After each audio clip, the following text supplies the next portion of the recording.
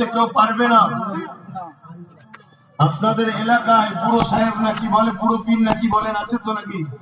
ফকির সাহেব, সরি ফকির সাহেব, এখান থেকে হেঁটে হেঁটে দাদা হুজুরের কাছে যেত। কেন? দাদা হুজুরের কাছে এমন নূর, এমন বাতি, এমন এলেম ছিল যে আলো নূর বাতিতে নিজেকে জ্বালিয়েছে বলে অর্থ এলাকার লোক তারাও এখন ফকির সাহেব জিন্দাবাদ বলছে। ওই বাতিটা দাদা হুজুরের থেকে জ্বালিয়েছে, জোরে বলুন সুবহানাল্লাহ। অতএব সেই ঘরের সন্তান হিসাবে বলি, আপনারা ভুলে যেতে পারেন, যুব সমাজ দূরে সরে যেতে পারে, কিন্তু আপনাদেরকে আমরা ভুলিনি আর দূরে যেতে দেব না, ধরে রাখবো। তাই বাঁচাবার জন্য বুঝাচ্ছি, শুনুন। ইমামে গাজ্জালি হুজুর বলছেন, দুনিয়ায় যখন কোনো মহামারী দেখা দেবে, আপদ দেখা দেবে, বালা দেখা দেবে, বিপদ দেখা দেবে, তখন মনে রাখবে এই বালা বিপদ আসা সিগন্যাল দিচ্ছে এই কারণে যে আমাদের সঙ্গে নবীর প্রেমের দূরত্ব হয়েছে। তাই আমাদের সঙ্গে নবীর মহব্বতের সম্পর্ক দূরত্ব হয়েছে, তাই বালা আসছে, তাই মুসিবত আসছে, তাই আপদ আসছে, তাই ভাইরাস আসছে। শুনছেন তো নাকি? আজকে বুকে হাত দিয়ে বলুন, আমরা বালা মুসিবত বিপদের মধ্যে আছি না নাই? সংসার জীবনে হোক, অর্থনৈতিক জীবনে হোক, বা আজকে মানব রূপী কিছু রাষ্ট্রনায়কদের বালা আছে না? এখন বড় ভাইরাস, এই সব যে বালা এসেছে, এই বালা আসার দরুন দোষী মূলত আমরা। কি দোষী? আমাদের সঙ্গে হুজুরের আদব মহব্বতের সম্পর্ক দূরত্ব হয়েছে। এ কথা আমার নয়, ইমামে গাজ্জালি হুজুর বলছেন। আর তিনার কথা মানতে হবে, তিনাকে বাদ দিয়ে ইলমে মারিফাতের জগতে আগানো যাবে না। এত বড় শাহিনশা তিনি, আজকের মানুষ নয়, 800-900 বছর আগেকারের মানুষ। তাহলে আজকে মুসিবত, বালা, বিপদ যেটাই আসুক, ছেলেটা আবার ওখানে বসে কানটা মুলে দেন একজন, এত বড় শয়তান, একটা শয়তান ঢুকে আমাদের মধ্যে।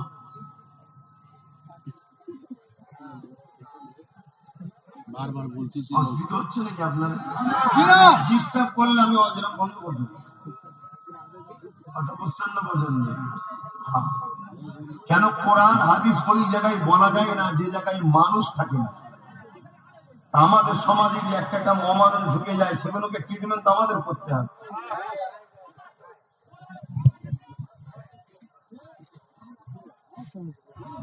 আমি ছেলে খেলা করতে বসিনি, আমার বাপের গল্প শোনাতে বসিনি, যা খুশি শুনলো শুনলো, না শুনলো না শুনলো।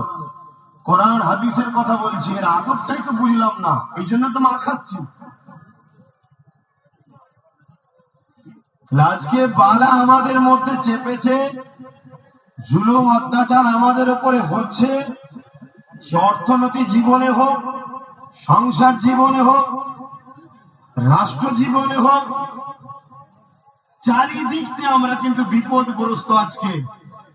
এর কারণ কি? হুজুরের সঙ্গে মহব্বত, আদবের সম্পর্ক দূরত্ব হয়েছে।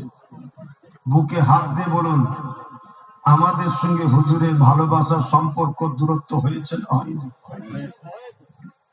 কটা মানুষ আছে যে হুজুরের জন্য অন্য সময় দরুদ পড়েন? কটা মানুষ আছে হুজুরের জন্য রাত্রিরে দরুদ পড়েন? কটা মানুষ আছেন মাহফিল ছাড়া অন্য টাইম হুজুরের জন্য দরুদ পড়েন? ইমামে গাজ্জালি হুজুরকে জিজ্ঞেস করা হচ্ছে, হুজুর এই বালা মুসিবত থেকে উদ্ধার পাওয়ার উপায়, হুজুরের সঙ্গে মহব্বত বাড়বে কি করে? শুনছেন তো? ওই রাস্তাটা দেখাতে এসছি। যদি বাঁচতে চাও, এ দাদা ও দিদির পিছনে ছুটে কিচ্ছু লাভ নেই। হুজুরের সঙ্গে সম্পর্ক মজবুত করো, যে ফেরাউন লাফাচ্ছে ওকে আল্লাহ মিশরের ফেরাউনের মতো শুইয়ে দেবে। যদি মাথায় ঢোকে কথা নাও, আর না হয় 3 বছর তো বলেছিলেন, 1 বছর হয়েছে যাচ্ছে, ডিসেম্বর পড়ে গেছে, আর 2 বছর। চোখ দিয়ে পানি নয় খুন বেরোবে। বেঁচে আল্লাহ তোমাদেরকেও রাখুক, আমাকেও রাখুক। যদি চেঞ্জ না হও, হারে হারে টের পাবে যে কি হচ্ছে। ইমামে গাজ্জালি হুজুরকে জিজ্ঞেস করছেন, হুজুর এই মহব্বত বাড়বে কিসে? ইমামে গাজ্জালি হুজুর নম্বর 1 বললেন, দরুদ পড়ো বেশি বেশি করে। জোরে বলুন সুবহানাল্লাহ। দরুদে কি হয়? আল্লাহ নবী বললেন, যে যত বেশি দরুদ পড়বে আমার উপরে তার তত দাবি বেশি, আমার সঙ্গে তার সম্পর্ক মহব্বত বেশি। জোরে বলুন সুবহানাল্লাহ। তাই তো আমরা মাহফিলে দরুদ পড়াই। এখন কিছু নামধারী বক্তা বেরিয়েছে, ঘন্টার পর ঘন্টা ওয়াজ করে, দরুদই পড়ে না। আবার পড়ালে বলে দরুদ অত পড়তে লাগে কেন? এসব বেঈমান, ওই যারা আমাদেরকে মিটাতে চাইছে ওদের টাকা খাওয়া দালাল। কথা শুনছেন তো নাকি? এগুলোকে চিনুন। নিজের ব্যাগের মধ্যে যদি সাপ থাকে, ও সাপ বড় ভয়ঙ্কর। বাইরে সাপ থাকে, এটা স্বাভাবিক দুনিয়ার সিস্টেম, ওটা ভয় নয়। ভয় হচ্ছে তোমার আস্তিনের মধ্যে সাপ নেই তো, তোমার কমের মধ্যে সাপ নেই তো। ওই সাপ গুলোকে আগে চিনুন। ওইগুলোর বিষেতেই আমরা জর্জরিত। তাই তো আল্লাহ সাহায্য পাচ্ছি না। 1 নম্বর কি হলো? দরুদ বেশি বেশি পড়তে হবে। 2 নম্বর হলো, ইমাম গাজ্জালি হুজুর বলছেন, নবীর জীবনী পড়ো। কি পড়ো? বলুন তো, বুকে হাত দিয়ে আমরা নবীর জীবনী পড়ি? অথচ আমেরিকার যুবকরা, আমেরিকার যুবতীরা, ফ্রান্স, ব্রিটেন, জাপানের যুবক যুবতীরা, শোনো, তারা গুগলকে জিজ্ঞেস করছে পৃথিবীর শ্রেষ্ঠ মানুষকে। গুগল বলছে প্রফেট মুহাম্মদুর রাসূল। জোরে বলুন সুবহানাল্লাহ। তারা গুগলকে সার্চ করছে। গুগল, মোবাইল পকড়ে না, গুগল মোহাম্মদ রসুলের জীবনী দাও। গুগল মোহাম্মদ রসুলের জীবনী দিচ্ছে। তারা ওই জীবনী পড়তে পড়তে পড়তে পড়তে নবীর আখলাক, নবীর চরিত্র, নবীর কথা, নবীর ব্যবহার, নবীর উঠা, নবীর সংসার জীবন, নবীর ধর্মনীতির জীবন, নবীর অর্থনীতির জীবন, নবীর রাষ্ট্র জীবন, তারা দেখে এত উৎফুল্ল হচ্ছে, কখন যেন নবীর দিবানা হয়ে ইমানের কালেমা পড়ে মুসলমান হয়ে যাচ্ছে। আরো জোরে বলুন সুবহানাল্লাহ।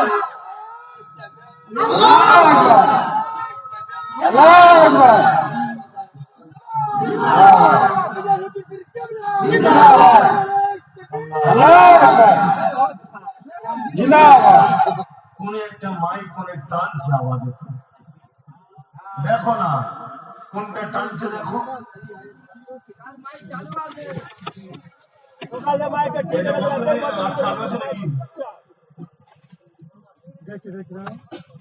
ভাইরা আমার, মন দিয়ে শোনে, এই যে আওয়াজটা, এটা ঠিক আছে, কিন্তু এটা রাখতে পারছেন না, গেম টেনে নিচ্ছে কোন একটা থেকে। তাহলে 1 নম্বর দরুদ, 2 নম্বর নবীর জীবনী পড়তে হবে। এতে কি হবে? মহব্বত বাড়বে। অন্য ধর্মের ঘরের ছেলে নবীর জীবনী পড়ে মহব্বত বাড়ছে, ঈমান কবুল করছে। আমার বাপ দাদু সত্য মুসলমান। আমরা যদি নবীর জীবনী পড়ি, মহব্বত বাড়বে না কমবে? কিন্তু দুর্ভাগ্যের বিষয়, আমরা তো জীবনী পড়ি না। দরুদ শরীফ, আল্লাহুম্মা সাল্লি আলা সাইয়্যিদিনা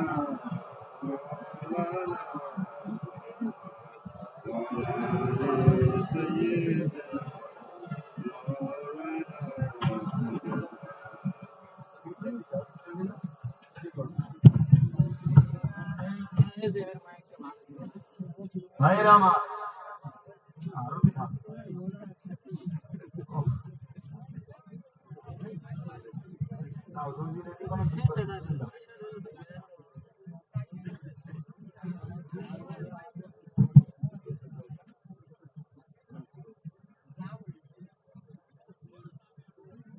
যদি জীবনী না পড়তে পারে হুজুর, ইমাম গাজ্জালি হুজুরকে জিজ্ঞেস করা হচ্ছে, যদি জীবনী না পড়তে পারে, এটা আমাদের জন্য উত্তর তো নাকি? আমাদের জন্য তো। ইমাম গাজ্জালি হুজুর বলছেন, যারা জীবনী আলোচনা করে তাদের কাছে বসে বসে হুজুরের জীবনী শোনো, এতেও প্রেম বাড়বে। জোরে বলুন সুবহানাল্লাহ। কিন্তু দুর্ভাগ্য, হুজুরের জীবনী কি শোনানো হয়? বলুন বলুন। বড় বড় ফতোয়া, বড় বড় সওয়াজ, ঘন্টার পর ঘন্টা নামাজ লিওয়াজ হচ্ছে, ঘন্টার পর ঘন্টা রোজা লিওয়াজ হচ্ছে। আমি বিরোধী নয়, দরকার আছে। ঘন্টার পর ঘন্টা যাকাত, হজ, হাজারো বিষয়ে আলোচনা হচ্ছে, দরকার আছে, আমি বিরোধী নয়। কিন্তু বুকা, নামাজটা পড়বে কে? যে হুজুরের প্রেমিক সে, না যে হুজুরের থেকে দূরে সরে গেছে সে? আগে ঈমান ঠিক করো। তাই ঘন্টার পর ঘন্টা আলোচনা যেমন করছো নামাজের, তাই তোমার আমার উচিত হবে ঘন্টা ঘন্টা ঘন্টা এই উম্মতকে নবীর সঙ্গে জোড়ার জন্য নবী চিনাও। জোরে বলুন সুবহানাল্লাহ। আজ দিন এসেছে, সময় এসেছে, বড় কঠিন পরিস্থিতি দিয়ে আমরা যাচ্ছি। এ থেকে ভয় পাওয়ার কিছু নাই, এ থেকে 100% মুক্তি পাওয়া যাবে যদি আমরা হুজুরের সঙ্গে প্রেম ও আদবের সম্পর্ক গভীর করতে পারি। বলে বলুন সুবহানাল্লাহ। 100% মুক্তি আছে। তার ইতিহাস আপনাদেরকে শোনাবো আজকে, শুনবেন না? কিন্তু আমাদেরকে চিনতে হবে, আজকে দেখার সময় এসেছে।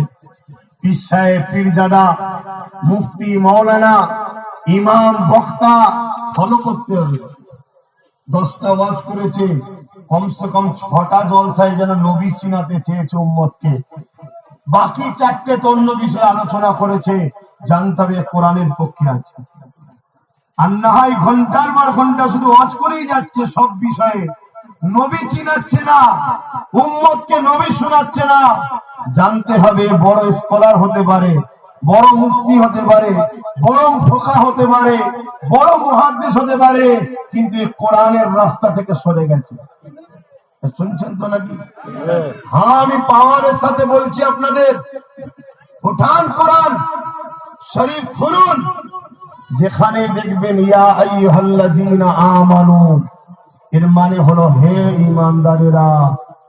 আল্লাহ যখন ঈমানদারকে লক্ষ্য করে ওয়াজ করেছে, ওয়াজ মানে নসিহত করা, ভালো কথার উপদেশ দেওয়া। আল্লাহ যখন ঈমানদারকে লক্ষ্য করে ওয়াজ করেছে, তখনই আল্লাহ নবী মুহাম্মদ রাসূলের শান, মর্যাদা, মাকামের কথা শুনিয়েছে। জোরে বলুন সুবহানাল্লাহ। আরো জোরে বলুন সুবহানাল্লাহ। আর আল্লাহ যখন মুসলিম অমুসলিম সবাইকে লক্ষ্য করে বলেছে, তখন বলেছি ইয়া আইয়ুহান নাস, হে মানুষ্য জাতি। তখন তিনি একত্ববাদের কথা বলেছেন। এক কথা বুঝছেন?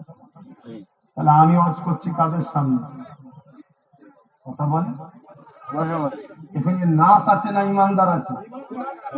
মসজিদের ইমাম ওয়াজ করে কার সামনে? নাস না ইমানদার? আর তারাও মানুষ অস্বীকার করছিনি। স্পেশাল পীর সাহেবের খানকায় যারা থাকে তারা সমস্ত ধর্মের না শুধু ইমানদার? জোরে বলে। ইমানদারের সামনে আল্লাহর কোরআনের স্টাইল কি? নবীর কথা বেশি বেশি শোনাও। যেসব বক্তা, উলামা, পীর সাহেব, পীরজাদা উম্মতকে নবী শোনাচ্ছে না, জানতাম এরা কোরআন থেকে বেরিয়ে গেছে, এরা কারো নিয়ে আমাদের থেকে নবীর সম্পর্ক দূরত্ব করছে। আবার যদিও কেউ কেউ নবীর কথা শোনায়, সে নামটা লিখছে যেন মনে হচ্ছে আমাদের মতো কেউ একজন। এরকমও করে না? করে না? নবীর শানকে ছোট করে না? করে না? এই সব গাদ্দার মুসলমান আমাদের সমাজে থাকার জন্য আল্লাহ জালিমকে ক্ষমতায় বসিয়ে দিয়েছে। জালিমের দ্বারা এবার আমাদেরকে টাইট করছে। আল্লাহ কোরআনের কথা বলছি, আল্লাহ কোরআনে জানাচ্ছে, যখন তোমরা আমাকে আর আমার হাবিবকে ভুলে সরে যাবে, আমি আল্লাহ তখন তোমাদের উপরে জালিম হুকুমতকে বসাবো, তার দ্বারা তোদেরকে মিটাবো। কথা শুনছেন? এ থেকে রেহাই পাওয়ার উপায় কি? আমাদের ভুল থেকে তওবা করে ফিরে আসতে হবে। আল্লাহ যার আলোচনা করেছে, আল্লাহ যাকে ধরতে বলেছে, আল্লাহ যাকে আদব করতে বলেছে, আল্লাহ যার মাকাম দিয়েছে, আল্লাহ যার পিয়ার করেছে, তাকে ধরতে হবে, তাকে আদব করতে হবে, তাকে পিয়ার করতে হবে। তার শান মর্যাদা বুলন্দির জন্য আমাদেরকে আওয়াজ তুলতে হবে। তবেই তো আমার আল্লাহ আবার আমাদেরকে সাহায্য করবে। জালিমকে আবার ফেরাউনের মতো নীল নদে চুবিয়ে চুবিয়েই মারবে।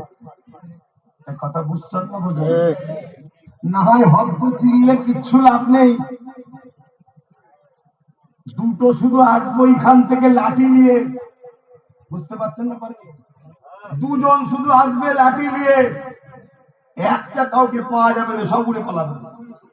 কার ধান খাট, কার কি ক্ষতি হবে দেখার সময় নেই। হাওয়া কেন রে পালাচ্ছিস কেন? তুই চোর, তুই ডাকাত, তুই খুনি, তুই অন্য দেশ থেকে আসা আসামি, পালালি কেন? বলছে না আসছে। বুঝতে পারছেন না কার কথা বলছে? আমাদের ইমানের দুর্বল, আমাদের ইমানের দুর্বল। ইমান যদি মজবুত থাকে, দুটো কেন 2 কোটিও যদি আসে, একটা মঈনুদ্দিনই রুখে দাঁড় করিয়ে দেবে। জোরে বলুন সুবহানাল্লাহ, আরো জোরে বলুন সুবহানাল্লাহ। তোমার ইমান ছিল। আসো এবার আলোচনার মূলে যাই। তাহলে আমি কি আলোচনা করব বুঝে নিয়েছেন? আমি নবী শোনাতে এসেছি, শুনবেন? হাত তুলে বলুন শুনবেন।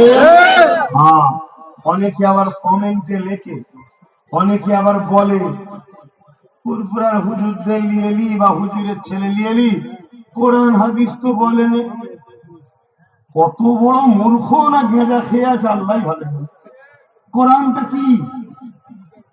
কোরআনটা কি? এই কথা বলেন, কোরআনটা কি? আল্লাহ নবী সাহাবার আম্মা জান হযরত আয়েশা সিদ্দিকা রাদিয়াল্লাহু তাআলা আনহাকে জিজ্ঞাসা করলেন, আম্মা জান আমার নবী সম্বন্ধে কিছু বলুন, আমরা তো নবীকে ঠিকভাবে চিনতে পারলাম না, হুজুর আপনি আমাদের নবী নিয়ে কিছু শোনান। আম্মা জান আয়েশা সিদ্দিকা তিনি বলতে লাগলেন, এ নবীর অনুসারীরা, আমি আয়েশা, আমিও রাসূল চিনতে পারলাম না। শুনছেন তো? আর আজকাল মুফতি মওলানা কি বলছে? নবী চিনে ফেলেছি, তাই নাকি? বলছে আমাদের মুখে বলছে।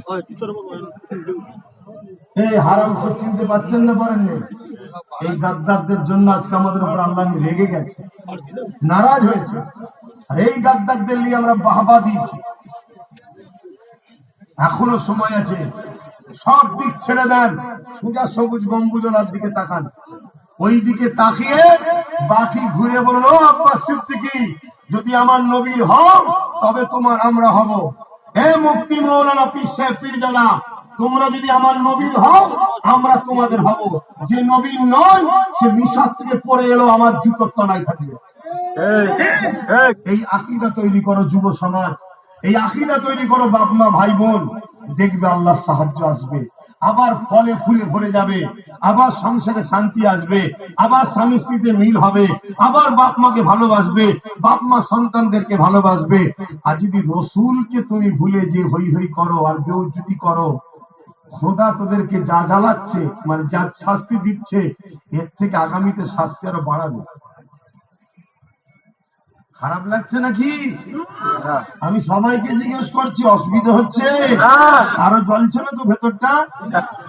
যদি জলে জানবে তোমারও গেছে, তোমারও গেছে। তওবা করো, কলেমা রদ্দ কবুল করে নতুন করে মুসলমান হও। আমি কি আমার বাপের পক্ষে ঝগড়া করছি নাকি? আমার দাদু, এই আমার দাদুর জন্য ঝগড়া করছি?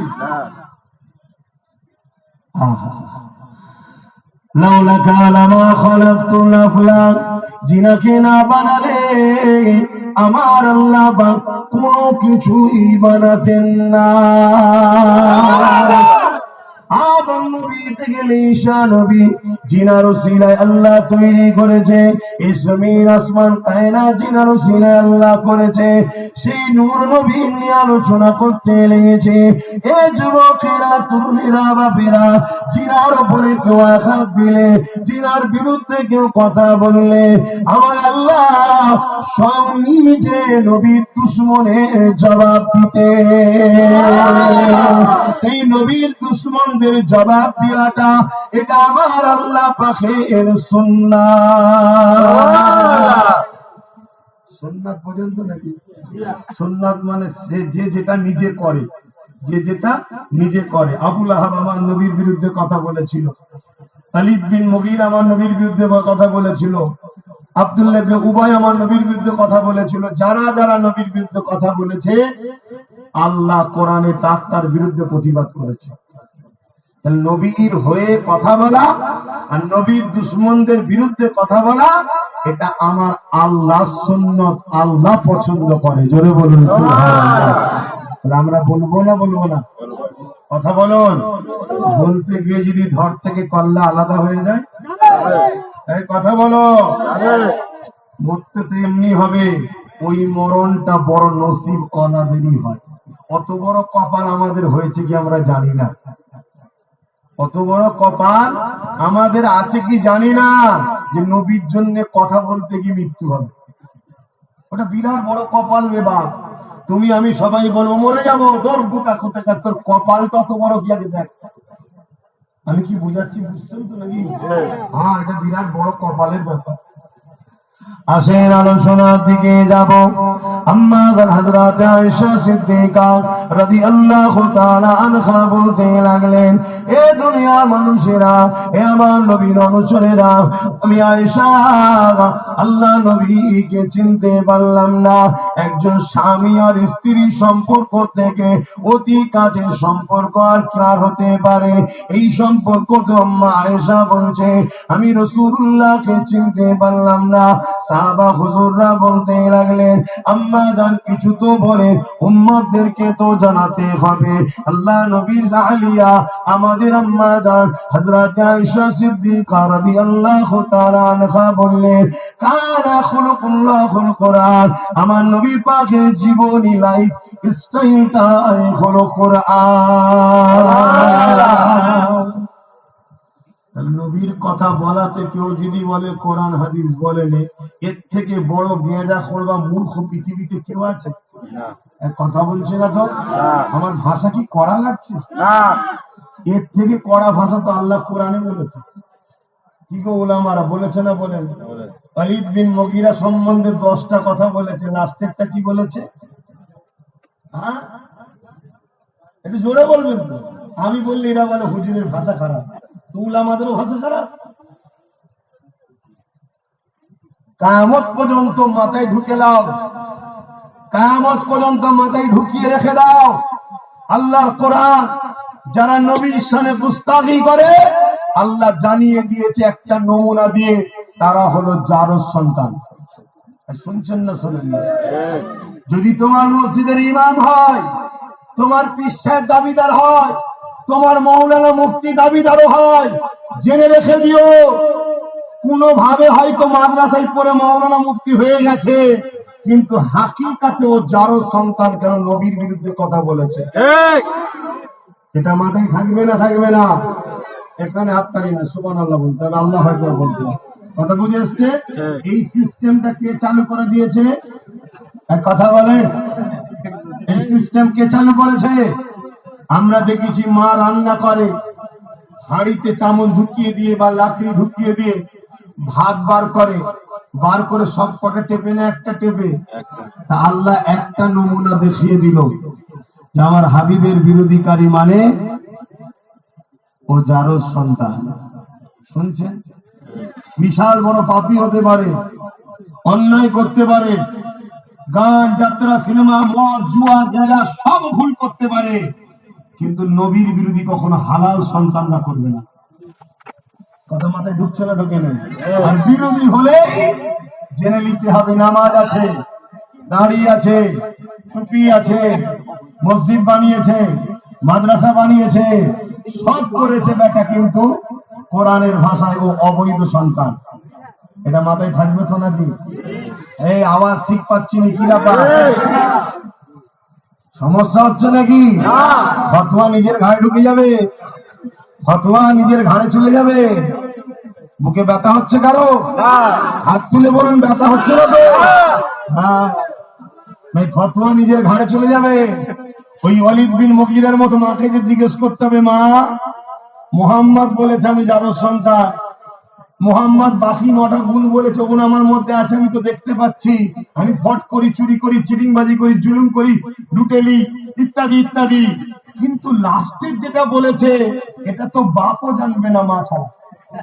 ঠিক না বেটি? এই কথা মোহাম্মদ রসুল বলল, আর এটা আমি জানি মোহাম্মদ কখনো মিথ্যা বলতে পারে না। ওয়ালিদ বিন মুগীরাই বলেছে, শুনছেন? আজকে সে বলেছে আমি নাকি অবৈধ, তরোয়াল হাতে নিয়ে বলছে।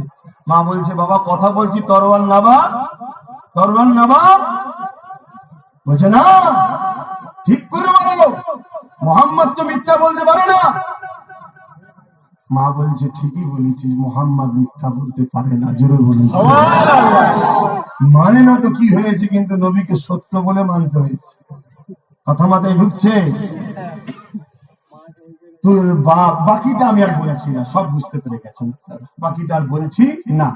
তাহলে আল্লাহ হকের পক্ষে কি বলেছে শুনেছেন? তাহলে আমার ভাষা কি খারাপ লাগছে আপনাদের?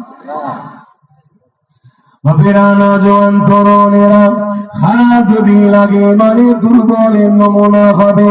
কেন? আমি তো আমার জন্য কথা বলছি না, আমি তো আল্লাহর বন্ধুর জন্য কথা বলছি, আমি তো আমার আপনার রাসূলের জন্য কথা বলছি। এ যুবকেরা, তরুণেরা, বাপেরা, আর পৃথিবীর জমিনে কোটি কোটি মুসলমান রয়েছে, নতুন করে একদল সন্ত্রাসেরা, নতুন করে একদল জারজ সন্তানেরা, নতুন করে একদল মানবরূপী পশুরা পৃথিবীর জমিনে আবার মাথা চারা দিয়েছে। কি বলতে চাইছে? মাদ্রাসাকে মিটিয়ে দেবো, মসজিদকে মিটিয়ে দেবো, রাসূলুল্লাহ সালে গুস্তাখি করছে, আল্লাহর দ্বীনকে মিটিয়ে দেবো, কোরআনের সমালোচনা করতে লেগেছে। এ যুবক মনে রেখে দিও, কোরআনের ভাষার সঙ্গে মিলিয়ে নাও, এরা সব অবৈধ, এরা সব যারো সন্তান, কোনো সন্দেহ না, এরা সব সন্তান সমাজ বিরোধী। কেননা আমার নবী পাক সাল্লাল্লাহু আলাইহি ওয়াসাল্লামের উপরে রাত তারা দেখিয়েছিল, যারা কিনা নিজে মায়ের সঙ্গে নোংরা কাজ করেছে, রাত তারা দেখিয়েছিল, যারা বেটিগুলোকে জন্ত জন্ত পুঁতে দিত, রাত তারা দেখিয়েছিল, যারা পরের নারীকে নিজের পরের কন্যাকে নিজের ভোগের পাত্রী বানিয়েছিল, রাত তারা দেখিয়েছিল, যারা ক্ষমতা জোরে মানুষের খোদা হওয়ার শখ করেছিল, আমার নবীর বিরুদ্ধে রাত তারা দেখিয়েছিল, যারা ক্ষমতা জোরে মানুষকে গোলাম বানাতে চেয়েছিল, তাদের নাম আমরা সবাই জানি, আবু জিহুল, উতবা, সাইবা, আবুল আহাব ইত্যাদি ইত্যাদি। এই যুবকেরা, তরুণীরা, বাপেরা, এই নবীকে তারা মিটাতে চেয়েছিল, তারা নবীকে মিটাতে পারেনি, তারা নিজেরাই মিটে গেছে। এই যুগে যুগে যুগে যুগে ওদেরই উত্তরসূরি, ওদেরই অনুসরণকারী, ওদেরই ফলোকারী এই জমিনের উপরে বারবার আবু জেহেলের আবির্ভাব হয়েছে, বারবার উতবার আবির্ভাব হয়েছে, বারবার এজিদের আবির্ভাব হয়েছে, বারবার এমন করে আব্দুল্লাহ ইবনে উবাইয়ের আবির্ভাব হয়েছে। এরা যুগে যুগে যুগে নবীকে তো আর পাইনে, তাই নবীর দ্বীনকে মিটাবার জন্য সংগ্রাম করে, নবীর দ্বীনকে মিটাবার জন্য চেষ্টা করে। কিন্তু মনে রাখবে, যতবার এরা মাথা তুলেছে, আমার আল্লাহ ইমানদারের দ্বারা এদেরকে মিটিয়ে দিয়েছে, আমার নবীকেও মিটাতে পারেনি, আমার নবীর দ্বীনও মিটবে না। আল্লাহ জোরে বলুন সুবহানাল্লাহ।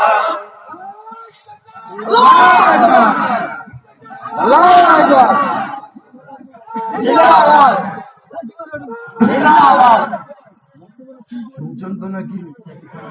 ওইগুলো আমার ভাইগুলো দাঁড়িয়ে গেছে, কেন তোরা আমার নবীর পক্ষে নয়? দাঁড়িয়ে গেছি, জায়গা নেই, খড়ের উপরে বস, ধুলোতে বস, আল্লাহকে দেখা যে তোমার হাবিবের কথা শুনবো বলে আমরা কাদা দেখিনি, খড় দেখিনি, ধুলো দেখিনি, বসে গেছি। এটাই তো আমাদের শান, এটাই তো আমাদের মান যে আমরা আল্লাহ ও রসুলের জন্য তুফান দেখি না, ঝড় দেখি না, কাদা দেখি না, জালিমের রক্ত চক্ষু দেখি না, কোন পাওয়ার কোন জায়গা দেখি না। আমাদের যেখানে আল্লাহ রসুলের ব্যাপার আছে, জানটাও যদি লাগে সেটাও দিয়ে দিই, তবেই তো তুমি ইমানদার। জোরে বলুন সুবহানাল্লাহ, আরো জোরে বলুন সুবহানাল্লাহ। আর নাই কিসের ইমানদার? দাড়ি রাখা ইমানদার, টুপি পরা ইমানদার, রোজা রাখা ইমানদার? ইমানদারটা কি? এ বিষয়ে ছোট্ট একটা কথা বলি, শোনো। ওয়াজটা সবাই শুনেছেন, কিন্তু একটু গভীরে ঢুকাচ্ছি আপনাদেরকে। আবু জেহেল, এখানে অনেক উলামা ভাইরা আছে, সব জানে। আবু জেহেল একদিন একটা পাথর নিয়ে আমার নবীর কাছে এসে বলছে, মোহাম্মদ বলো তোমার হাতের মুঠোয় কি আছে? শুনছেন? আচ্ছা, হাতে থাকাটা কোনো শর্ত? না থেকেও তো বলতে পারে, বলো তোমার হাতের মুঠোয় কি আছে, ঠিক না? আবু জেহেল হাতের মুঠোটা পাথর নিয়ে আমার নূর নবীর কাছে এসে বলছে, বলো তোমার হাতে কি আছে? আল্লাহ নবী বললেন, আবু জেহেল আমি বলবো না তোমার হাতে যে আছে সে বলবে আমি কে? বলুন সুবহানাল্লাহ। কপাল ফাটা হলে এরকমই হয়। আবু জেহেলের তখনই বুঝে নেওয়া দরকার ছিল যে আমার হাত খালি নেই। এই বদমাই,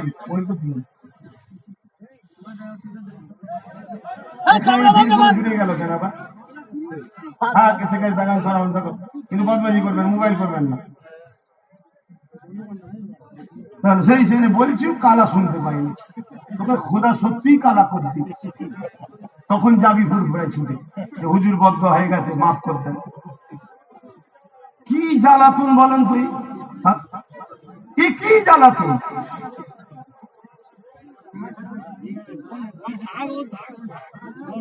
এদের ভয়ও লাগেনি। মাঝে মাঝে এমন মনে হয় যে একবার হওয়াও দরকার আছে, আল্লাহ যেটা করছে একবার হওয়াও দরকার। কিন্তু আবার এইগুলোকে দেখলে মনে কষ্ট হয় যে খোদা এগুলো কি দোষ করেছে, ছোট ছোট বাচ্চাগুলো এরা কি দোষ করেছে, আমাদের ভুলের শাস্তি এরা কেন ভোগ করবে খোদা? এগুলোর জন্য মায়া লাগে।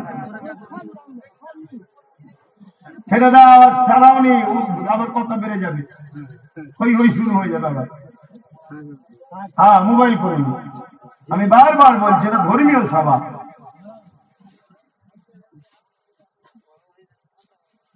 ভাইয়েরা আমার, কি কথা বলছিলাম দেখলে ভুলে গেলাম তো। কি কথা বলছিলাম? আবু জেহেল। হ্যাঁ, আবু জেহেল মূর্খর বাপ, তাই তো নাকি? আবু জেহেল মানে মূর্খের পিতা। অ্যাকচুয়ালি ওর নাম ছিল আবুল হাকাম, জ্ঞানীর পিতা। কথা বুঝে আসছে? কিন্তু মূর্খ, এত মূর্খ, নবী যখন বলল তোর হাতে যা আছে ও যদি বলে আমি কে মেনে নিবি, তখনই তো বুঝে নেওয়া দরকার, আরে আমার হাত খালি নয়, মোহাম্মদ রাসূল দেখে নিয়েছে, তার মানে দম আছে, তাই তো নাকি? দেখলো কি করে? তখন তো মেনে নেওয়া দরকার। কিন্তু কপাল ফাটা হলে হাজারো বুঝালে কি পরিবর্তন হয়? তাহলে হিদায়েতের মালিক কে? আল্লাহ যাকে হিদায়েত দেবে না হতে পারে? তো ভাইরা আমার, আবু জেহেল বলছে, মোহাম্মদ প্রশ্নটাকে জটিল করে দিলে, ঠিক আছে বলো।